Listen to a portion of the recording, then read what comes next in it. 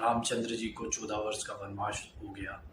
और वो 14 वर्ष के वनवास के लिए जब वनों की ओर जा रहे होते हैं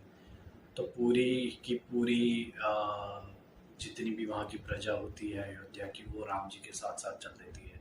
और उनके पीछे पीछे चल देती है। और जब वन आते हैं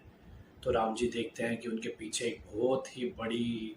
प्रजा चली आ रही है, तो वो सीता माता के साथ और लक्ष्मण जी के साथ सभी से निवेदन करते हैं कि मैं आप सबसे निवेदन करता हूँ कि जितने भी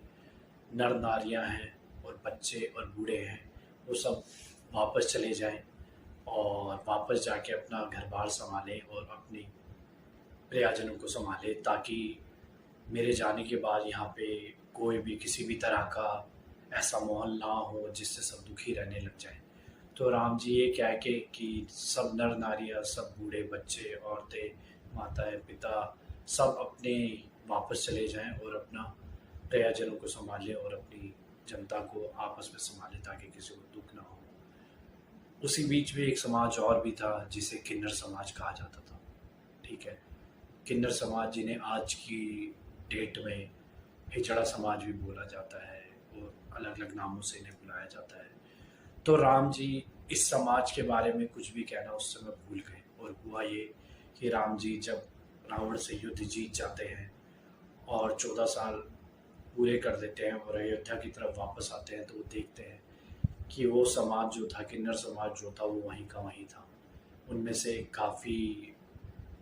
मतलब बूढ़ों की मतलब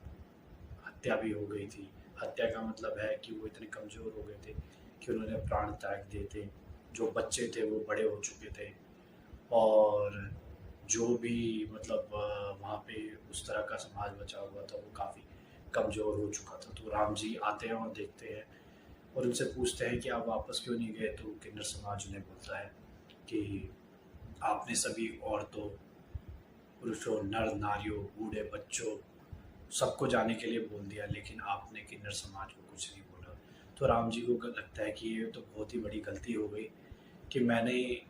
उस समाज का नाम ही नहीं लिया और जिस वजह से उनकी सच्ची भक्ति होने के कारण, सच्ची श्रद्धा होने के कारण वो समाज वहाँ से गया ही नहीं। तो राम जी तब